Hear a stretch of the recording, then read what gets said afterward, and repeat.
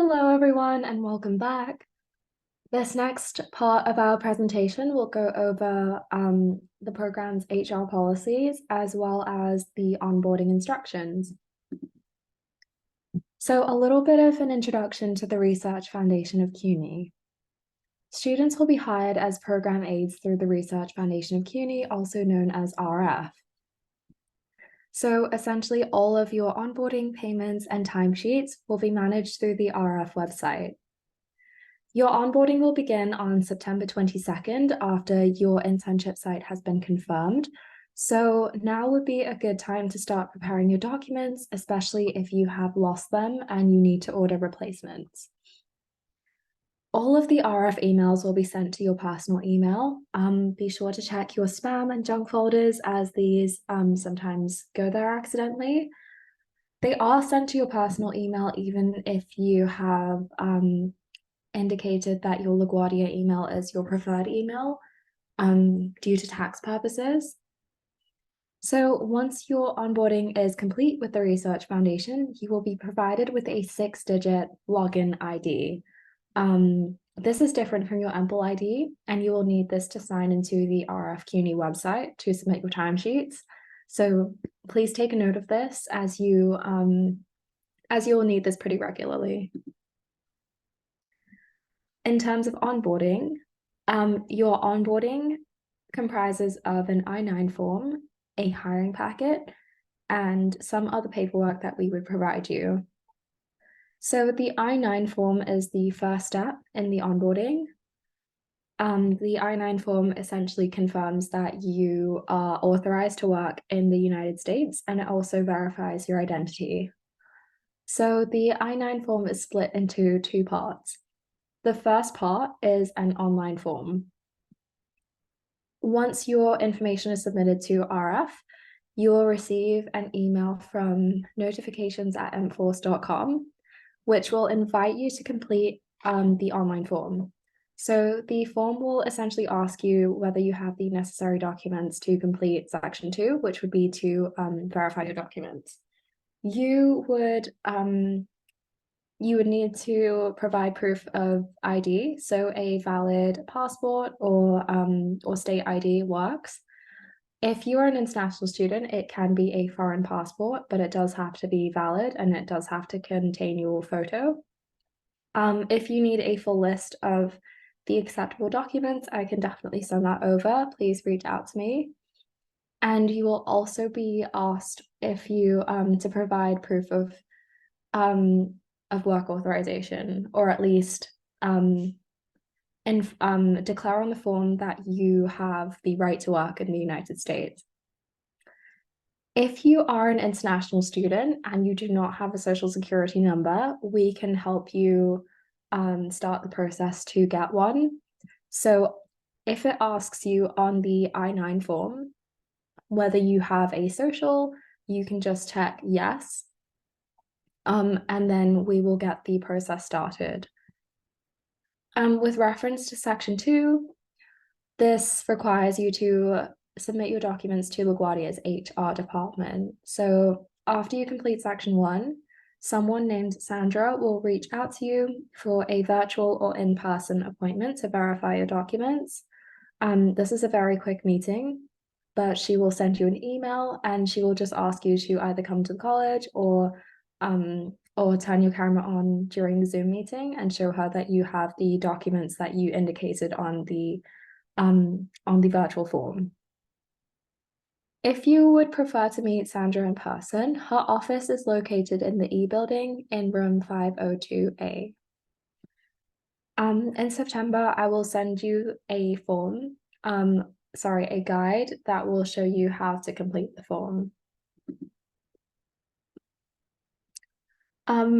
You will then be sent a new hire packet.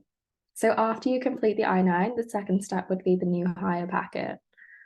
This will come from an email address, noreply@rfcuny.org, and you will be asked for some personal information such as your name, your address, and you will also be asked to read and sign off on various statements to indicate that you have acknowledged them. Very similar to the I-9, I will be sending you a step-by-step guide on how to submit your hiring packet in September. When you once you've completed the hiring packet, make sure that you submit it. You'll be able to track the status. So once it is approved by HR, it should say approved by HR. If you just submitted it, it should say pending approval. If you are an international student, you are eligible to participate in the Elmezzi Career Fellows program, as you are essentially employees of LaGuardia. Therefore, even though students might be working off-site, the internship is considered an on-campus position because you're being paid by LaGuardia. If you are an international student, you will need to ask for an employment authorization letter. This will just confirm that you've been hired by LaGuardia as part of the Elmezzi Career Fellows program. Whether or not you have a social, you will need to complete steps 1 and steps 2. So after you have the employment authorization letter, you will need to give this to International Student Services so that they can update your file. And if you do not have a social security number, they will provide you with the documents to take to the Social Security office. So as a reminder, if you're an international student, you need an employment authorization letter and you need to take this to International Student Services. However, only if you do not have a social security number will you need to go to the Social Security office. So you will need to take all of the documentation that International Student Services has provided you to the Social Security office, and they will help you apply for a social security number.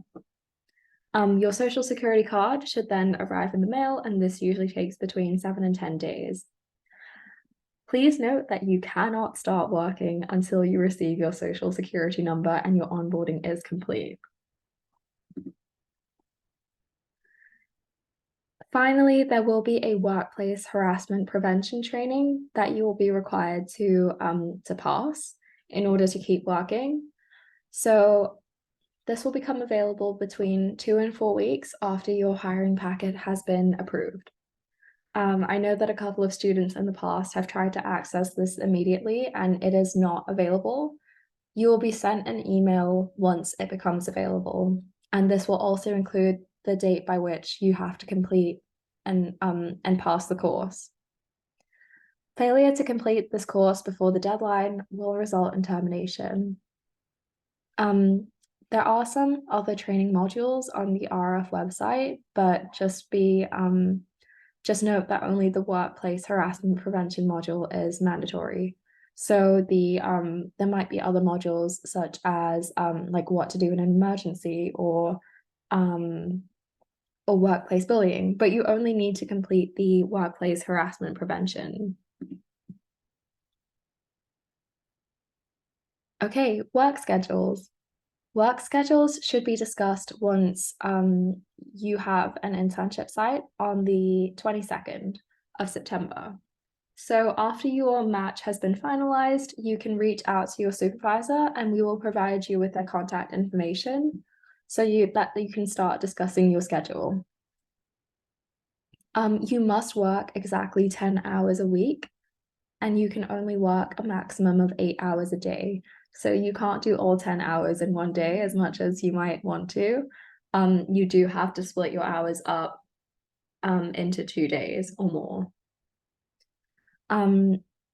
If you're working 6 hours or more, you are required to take a 30-minute unpaid break. Breaks are unpaid, so you shouldn't be reporting these on your timesheets. So to clarify, if you're scheduled to work exactly 6 hours, you will still be required to take a 30-minute unpaid break. Schedules can be adjusted to cover a shortened week due to a holiday or an intern being sick. We understand that things come up unexpectedly. So for example, if you are sick and you are only able to work 5 hours in 1 week, you can do 5 hours that week and make those 5 hours up the following week. So you can work 15 hours the week after. if that's okay with your supervisor. You must check with me to make sure that your hiring paperwork is approved because we want to be able to pay you, right? We don't want you to be working for free. So please check with me to make sure that everything is good to go before you start working. And finally, please note that you cannot exceed the total number of assigned hours in your RF account. This should be 198, but I will let you know if anything changes, as these will not be paid and you will not be compensated for additional hours. In terms of absences and requesting time off, you have to be communicative with your internship supervisor and inform them if you will be absent, late, or require time off. For example, we understand that things like personal emergencies happen and like personal illness or maybe a family member being unwell, but you just have to communicate with your supervisor and tell them either through text, an email, a phone call, like, hey, I'm going to be late today. I'm not going to be able to work my shift today. Or if you have a planned vacation, this should be discussed in advance. If you are going to call out sick, you have to inform your supervisor at least 1 hour before your shift is scheduled to start and follow up with an email. Following up with an email is, I would say, a best practice, and it can be very helpful for you as well. For example, if your supervisor forgets that you called in sick that day and they're reviewing your timesheet, you would be able to say that you sent a follow-up email if you followed up with an email. Otherwise, it might be very difficult to prove that you were sick that day, right? If you need to request time off, for example, to go on vacation or to have some extra time to study, this must be done no less than a week in advance. And you have to inform your supervisor of how much time you will need and when you will return to work. If you are absent without a legitimate excuse, for example, personal emergency, sickness, or an academic reason, or do not show up at your internship site without communicating with your supervisor, you will be issued a written warning, which can also lead to termination. This section is very important, but this will be timesheets. Timesheets are important as this is how you will get paid, essentially. So for this semester, we will be utilizing two timesheet systems. The first timesheet system is Career Connect. So most of you are familiar with Career Connect. This is how you schedule your appointments and also apply for jobs.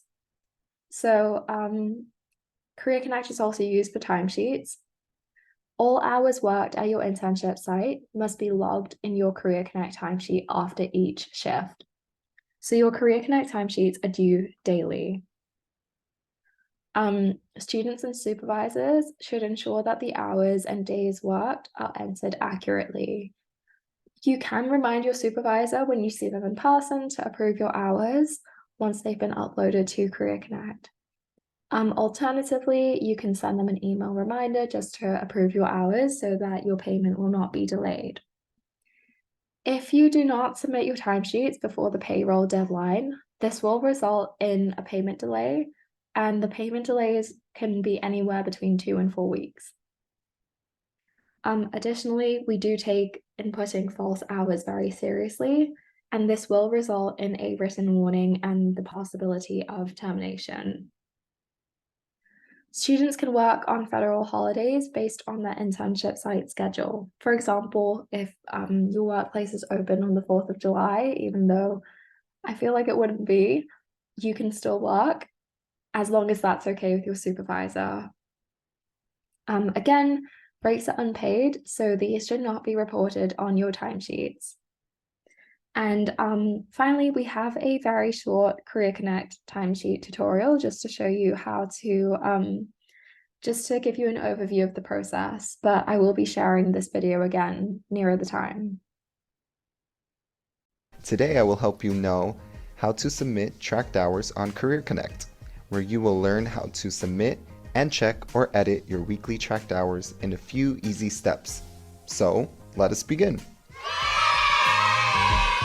For starters, to get to your Career Connect account, you can reach a quick link icon by logging into your My LaGuardia account using your LaGuardia email and your password, which is your EMPL ID and the last 2 digits of your birth year.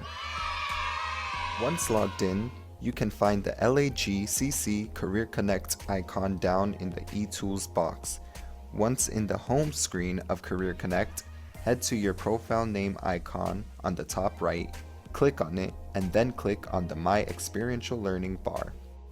When that leads you to the Experiential Learning tab, you will find the list of jobs you are in, to which you can click on the Track Hours bar next to Review. After that, you will be led to the list of hours that you may start implementing as you are assigned to do. Pressing the Add Hours icon will open a small page where you will add the time frame that you worked in the given week, the hours worked in total, and a small description of what has been accomplished throughout the time. Once submitted, your week's hours will appear with a pending status until your supervisor approves it. Note: be brief and write in a cohesive manner that was agreed upon with you and your supervisor. Edits are allowed as long as they are submitted before your supervisor approves it. You must work at least 10 hours a week and cannot exceed the 10 hours per week. Remind your supervisor to approve your hours.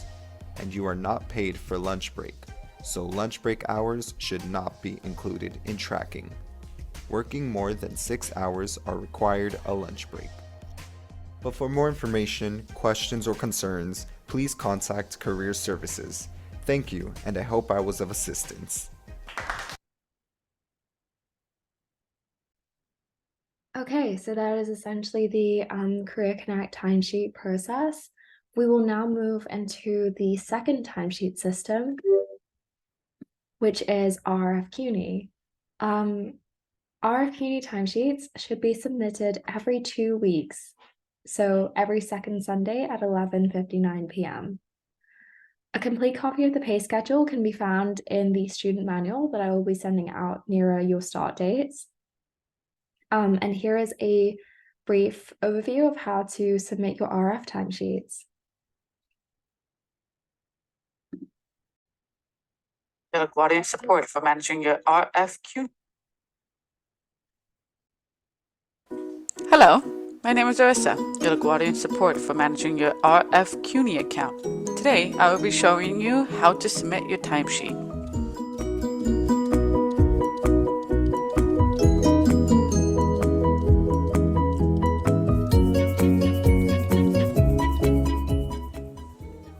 So let us begin. The first step is to log into your RF CUNY account by visiting www.rfcuny.org. You will then need to input your username and password. Your username is your 6-digit RF employee number.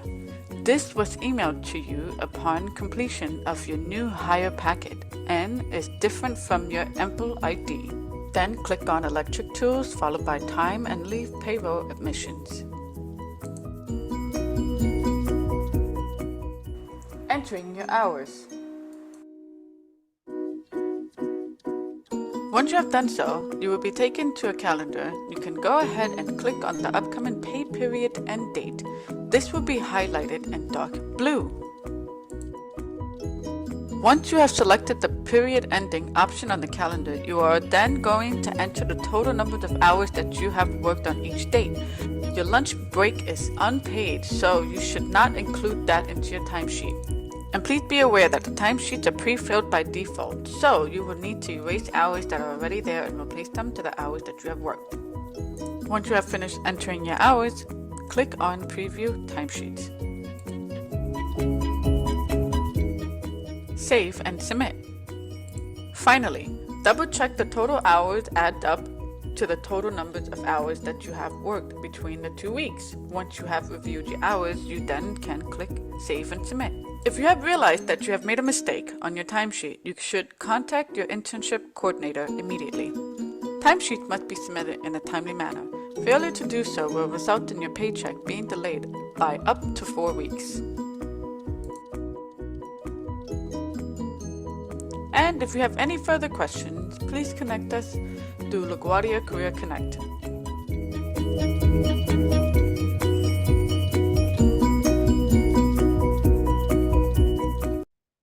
Okay, so that's essentially the steps to submit your RF timesheets. To recap, your Career Connect timesheets are due after every shift. So every time you work, you should be inputting your hours on Career Connect that same day. Your RF CUNY timesheets are due every 2 weeks, and you will receive a reminder on the Friday that they will be due, but you have to submit them by Sunday at 11:59 p.m.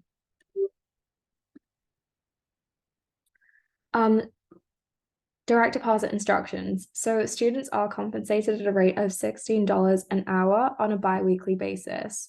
You'll be paid every 2 weeks on a Wednesday, and you are strongly encouraged to enroll in direct deposit to make sure that there are no delays with your paycheck. Enrolling in direct deposit and accessing your pay stubs is relatively simple. We've created a short video which will walk you through how to do so. Hi, my name is Arista, your LaGuardian support.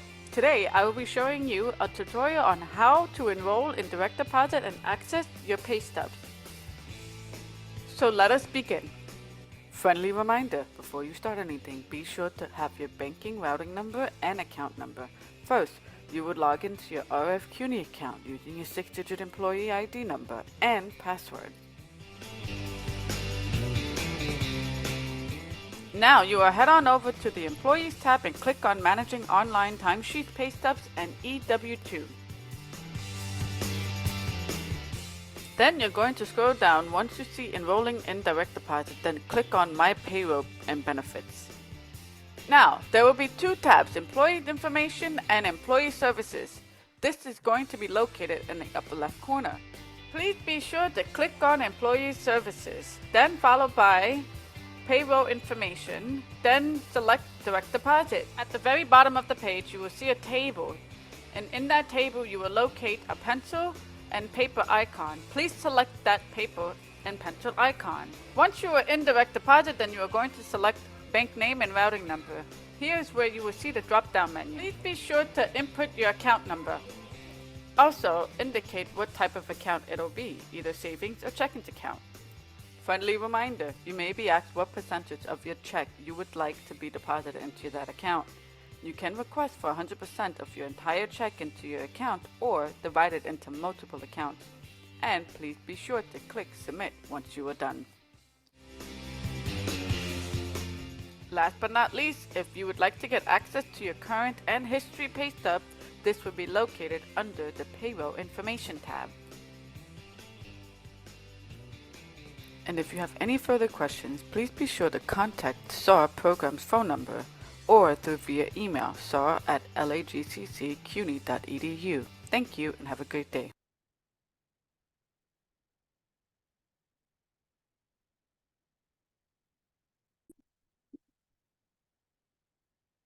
Moving on to disciplinary action. Obviously, we hope that this won't happen, but if any issues arise, we recommend that you document these in writing and contact the program coordinator, so myself, immediately. That includes if you're having any issues with your supervisor or anything that happened at your internship site.